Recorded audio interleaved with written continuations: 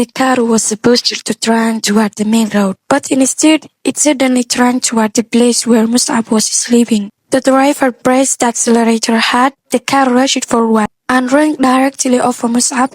All four wheels passed over his body. In that painful moment, Mus'ab screamed loudly. The pain was unbearable. But do you think the driver stopped there? No. Stay with me until the end of this story, because this story teaches a very important lesson. Never trust people too quickly, especially people you barely know, people you meet only recently, people you had only short conversation with. Be careful what you tell others. Don't share anything about yourself, because if you do, what happened to Mus'ab might happen to you. Before we begin this amazing story, my channel name is called Nasra. Please, if you're new here, subscribe now. Let's begin our story. Our story is about a Sudanese young man named Mus'ab. Mus'ab had been living in Saudi Arabia for 10 years. He moved there when he was 25 years old. Now at 35, he decided it was finally time to return home Sudan. During these 10 years, Mus'ab had worked very hard. He saved a lot of money, enough money to buy a house, to get married, and to support his family. He felt proud, he felt successful, and now he wanted to go back home and start a new chapter of his life. Because no matter how long you stay away, your homeland always calls you back. Mus'ab had a brother named Muhammad. Muhammad living in Saudi Arabia. Before leaving, Mus'ab called him his brother and said, Muhammad, inshallah, I'm traveling back to Sudan. I want to settle there, buy a house, and finally get married. Maybe after 1 month there, I will have my wedding. And brother, I would really love for you to come. Muhammad replied warmly, May Allah protect you your journey, my brother. Inshallah, I will come and I will attend your wedding. Both brothers were happy. Everything seemed perfect. So Mus'ab started preparing for his journey. He bought small electrical items, a stove, and other useful things he could take on the plane. He had many household items he couldn't carry, so he decided to sell them. He sold his furniture, his home appliance, everything he had used during his 10 years in Saudi Arabia. Most of the buyers were Sudanese workers, a young man going through the same struggle he once faced 10 years earlier. Mus'ab smiled and said, These things helped me, now let them help someone else. It was beautiful thought, a generous heart. Finally, departure day arrived. Mus'ab was in the city of Aba, heading toward the road that would take him to the airport. And from there, back to Sudan, he arrived at a taxi station. Not an ordinary taxi station. This was a place for private cars you could rent alone for direct travel. Because Mus'ab had a lot of luggage, he needed a private ride. As he waited, he noticed a familiar face. It was one of the Sudanese men who had bought some of his household items the day before. The man smiled and asked, So today is your big day, you are leaving. Mus'ab smiled back, Yes. Today I'm finally going home inshallah. I'm just looking for a car because I have too much luggage. The man quickly said, Then I have good news too. I know Sudanese driver, a good man. Why give your money to a stranger when you can give it your own brother? Mus'ab felt relieved. That sounds perfect. Yes, call him, Mus'ab said happily. Would you rather support my own people? The driver's name was Shahid. Shahid, he drove a small private minibus, not a big bus, just a small vehicle to private transport. About 30 minutes later, Shahid arrived. The two men shook hands. My name is Shahid. I am Mus'ab. They smiled. Everything seems normal. Everything seemed safe. Then Shahid said, If we travel this way, we will pass through Taif, then through Mecca, and after that we will continue toward the airport road. Mus'ab nodded his head. He had no idea to doubt him. After all, he was a fellow Sudanese man, a brother. Or so he thought. Then Shahid said to Mus'ab, Whenever you want me to drive, I will go. The important thing is getting you there safely. Okay, Mus'ab said, I'm ready. They loaded all luggage into the car, then they started their journey. After Salat Asr or prior Asr in the late afternoon, their plan was to drive through the evening and reach their destination late at night around midnight. Or even later, as the car moved onto the highway, the two men began talking. And you know, how it is when two people travel together. They talk to pass the time, but dear listener, this is the where the danger begins, so listen carefully. At their first, the conversation was normal. Simple question is, how long have you lived in Saudi Arabia? What kind of work do you do? How has life been? Just ordinary travel talk. After some time, the conversation slowed and both become quiet. But Mus'ab was the kind of person who didn't like silence. He liked talking. He liked sharing stories to make the road feel shorter. So he started talking again, and little by little, the conversation became deeper, more personal, too personal. Mus'ab started sharing things that should never be told to a stranger. He didn't really know this man yet. He told him everything. Shahid stayed quiet, listening carefully, watching, calculating. He asked, what kind of money have you saved? And Musab answered. He even told him exactly how much money he had. He told him he was planning to get married. He told him where his future house would be. He told him almost everything. Nothing was left hiding. And the moment Shahid shared about all that money, something changed inside him. His smile changed. His kindness disappeared. The goodness inside him faded away, and something darker took over. Greed, temptation. The devil whispered to him as Shahid held the steering wheel with one hand. He kept listening to Mus'ab with another ear.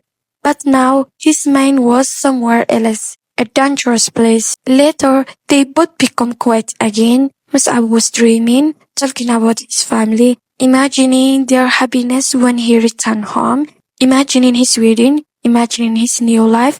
But inside Shahid's mind, another thought was growing. How can I take this man's money, he think? He began making terrible plans. After some time, they come close to Taif. About 200 kilometers away, they were almost there. Then Shahid said, we are getting close. Why don't we stop here for a short rest? We can relax for a little while, then continue our journey. Mus'ab trusted him completely. He said, that's fine. Even if we arrive at dawn, it doesn't matter. Let's rest. So they stopped the car. Budman stepped outside.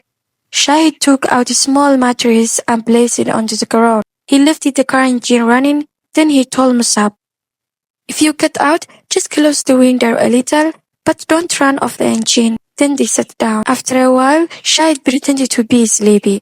He said, I'm tired.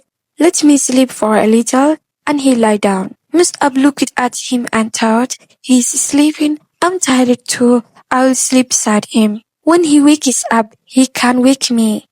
But Shahid was not really sleeping. He was pretending. Mus'ab, however, was truly exhausted. Within 1 minute, he fell into deep sleep. Then slowly, very slowly, Shahid stood up. He looked at Mus'ab, still sleeping, completely unaware. Shahid took a few quiet steps toward the car. He got inside. He put the car in reverse. Now, my dear listener, you might think maybe he planning to steal the luggage and running away? No. If that was his plan, Mus'ab may have survived. What Shahid did was far more evil, far more horrifying. Instead of turning the car back toward the road, Shahid pressed the accelerator and drove directly toward sleeping Mus'ab. The car rolled over him. All four wheels passed over his body. In one terrifying moment, Mus'ab screamed in unbearable pain. But do you think Shahid stopped? No. He reversed the car again and drove over him a second time.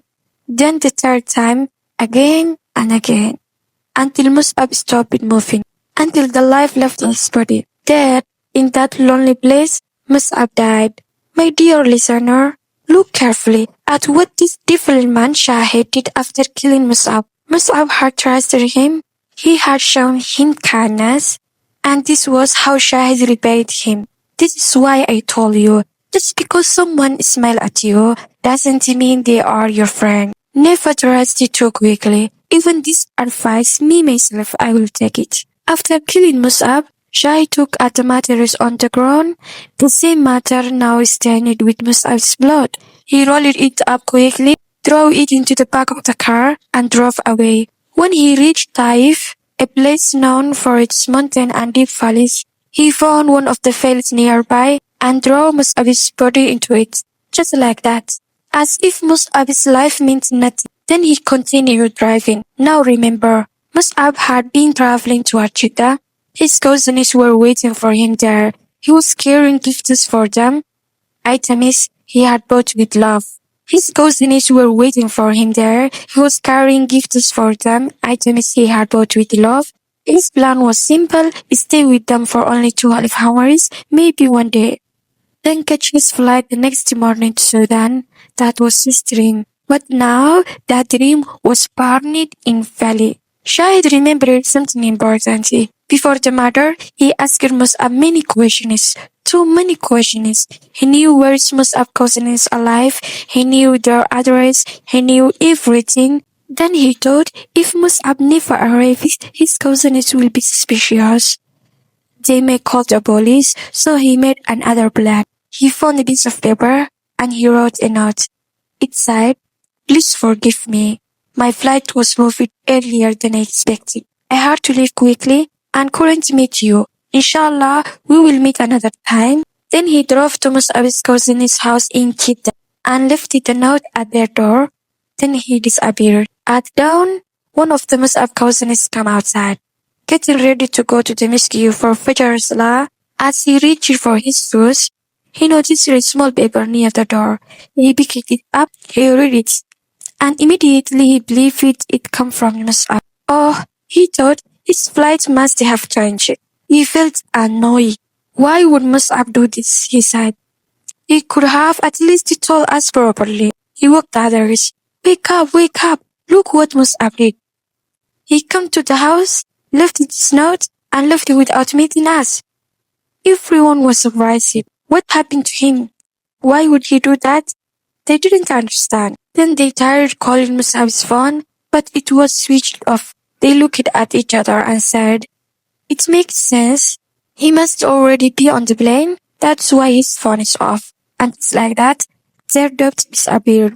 They went on with their day. No one called the police. No one suspected murder. And Shahid's evil plan had worked perfectly. Now, everyone believed Mus'ab had safely arrived in Sudan. No one was looking for him. No one was asking questions. And Shahid was free. Then he started selling all Mus'ab's belongings. The gifts Mus'ab had bought for his cousins, his new items, everything. He sold them all and collected the money. Then he bought himself a ticket, planning to escape to Sudan. But his story was not over yet. My dear listener, when Allah desires to expose evil, no matter how clever the criminal thinks he is, the truth will always come out. And now watch how Shahid was exposed. After killing Mus'ab and stealing his money, Shahid thought again. He said to himself, if I go to Sudan, the truth may come out. Someone may discover what I did. So he created another lie, another evil plan. He wrote a second letter this time. He took it to Mus'ab's family home in Sudan, the house Mus'ab had told him about. Remember, Shahid only knew this address because Mus'ab himself had trusted him enough to share it. May Allah have mercy on Mus'ab. Shahid placed the letter at the front door and disappeared. A short time later, Mus'ab's father came outside. He noticed a paper on the ground. He picked it up and began to read. The letter said, "Please forgive me. As soon as I arrive at the airport, some man kidnapped me. They are demanding money. I don't have that money. I don't want to die. Please help me. Please save me." The father froze. His hands started shaking. His face changed. Then he shouted loudly, my son Mus'ab, the son I have not seen for 10 years has been kidnapped." His cries echoed through the neighbor. People come running from every direction. What happened? What's wrong? My son has been kidnapped. Help me. Immediately, he called Mus'ab's brother Muhammad, who was living in Saudi Arabia. He called. Muhammad answered. So the old man asked, "Have you heard from your brother? We received a letter. It says he was kidnapped." Muhammad was shocked. What? How could that happen? You must contact the police immediately. And I will go to the police here too. The father rushed to the police station in Sudan. At the same time, Muhammad quickly began traveling toward Jeddah. He needed answers fast. He called Musab's cousin and said, I need ticket immediately. Book it for me. I'm coming. They asked what happened. He replied, I'll explain later. Soon, Muhammad arrived in Jeddah. His cousins welcomed him. They said, thank you for coming. We are sorry about what happened. At least you are better than your brother. Brother, come here and left us later before leaving. The moment Muhammad heard that, he stopped. A letter? He asked. Yes, they said. It's on that table. Bring it to me, he said. Muhammad took the letter. He read it carefully, and immediately something felt wrong. Very wrong. He knew his brother's handwriting. This was not Musab's writing. His eyes widened. He shouted, This is not my brother's handwriting. Someone else wrote this paper. I'm sure of it. At once, he called his father in Sudan. Father, take a photo for the letter you received. The father said, We throw it away. Muhammad shouted and said, Why? You have to find it now. Search everywhere. That letter is very important to us. So the family did search, inside and outside the home, until finally they found it. They took a picture and sent it. Muhammad compared both letters, slowly, carefully. Then he knew both letters had been written by the same person. The kidnapping story was a lie. Everything was fake. He immediately asked his father, What did the police tell you? His father replied, They told me to wait. They said they would investigate. Muhammad said, That's enough. From this point on, I will handle this here in Jeddah.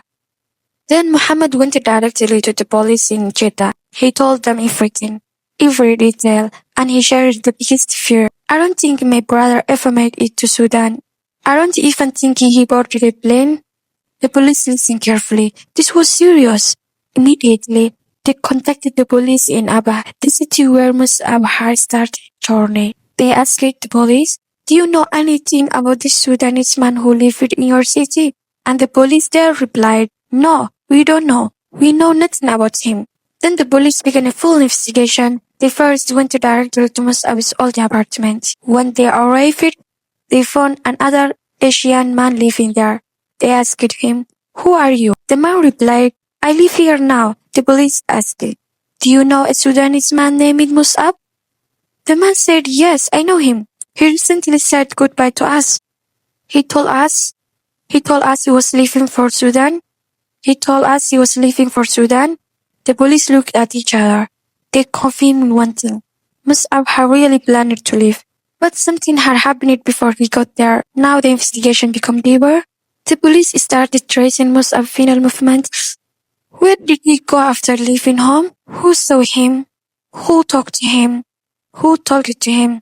Every step mattered. One very intelligent officer led the questioning. He asked detailed questions. What was he wearing? What baggage was he carrying? How much luggage did he have? What did he look like?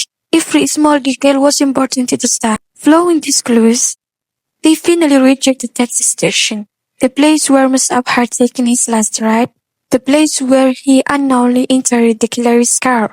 There, they found that the man who had introduced Musab to Shahid.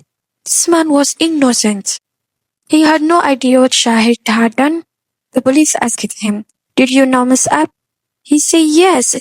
Where was he going? To Jeddah, he said. And who drove him? He said, A man we know. His name is Shahid. Since Musab had a lot of luggage, Shahid took him. The police immediately asked, Can you tell us where Shahid lives? Yes, he said. I can show you. They quickly went through the Shahid's home in Aba.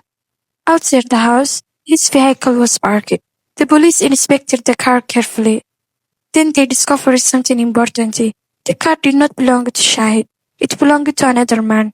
Remember, Shahid was only a driver. The police contacted the owner. They asked, This is your car, correct? He said yes. Yes, man replied. Then where is your driver, Shahid? The owner answered, He told me he had an emergency and he traveled to Sudan. I haven't seen him since. He just told me to leave the car at my house. Now the police were certain. Shahid Harra. Then they asked for his Iqama, his Saudi residency ID. The owner said, yes, I have a copy. Sent it us to immediately. Now they had Shahid's full identity. And with that, the hunt began. Soon they discovered that the Shahid had already bought a ticket and had flown directly to Sudan. The Saudi police immediately informed the police in Jeddah. They called Muhammad and said, we found the suspect. He has fled to Sudan. Muhammad panicked. If he has escaped, what can we do now? The officer calmly replied, relax. Saudi Arabia and Sudan work closely together. We will contact their government. They will arrest him. Now Muhammad's fear was confirmed. His brother never left Saudi Arabia. He never boarded that plane. He had been murdered there. The truth was painful. But now they finally knew it. The governments of both countries began working together. Saudi Arabia requested Sudanese help. They said, this man is dangerous. We need him arrested immediately. So Sudanese officers launched their own investigation. But they did something clever. They didn't wear police uniform. They dressed like ordinary people. Normal clothes, normal faces. No one would suspect them. As they searched, they found something shocking. Shahid had already started a new life. They found something shocking. Shahid had already started a new life. He had bought a house only a few days earlier. He had gotten married. And now he was living in comfort and relaxing, enjoying the money he stole from Musab, living happily, using the dead man's wealth. The undercover officers approached him pretended to be ordinary people. They smiled and said, MashaAllah, Tabarakallah, brother. Muslim people use and means when you see something good, you say MashaAllah, Tabarakallah. May Allah increase this wealth like that. It's small phrase, MashaAllah, Tabarakallah. Okay. Then the police say, MashaAllah, Tabarakallah, brother. Where did you get all this money? Please give us advice. We are planning to go to Saudi Arabia. Tell us, how did you make so much money? And Shahid, feeling proud, started talking. At the first, Shahid lied confidently. He told undercover officers, I used to work for a rich man. He was a very kind man. He paid me well. After saving enough money, I decided to come back home. But it was all lie. Big lie. The truth was, Shahid had only lived in Saudi Arabia for 2 years. Nothing he was saying was true. The officers smiled and said, you are lucky man. Shahid smiled proudly. Yes, that is how life is.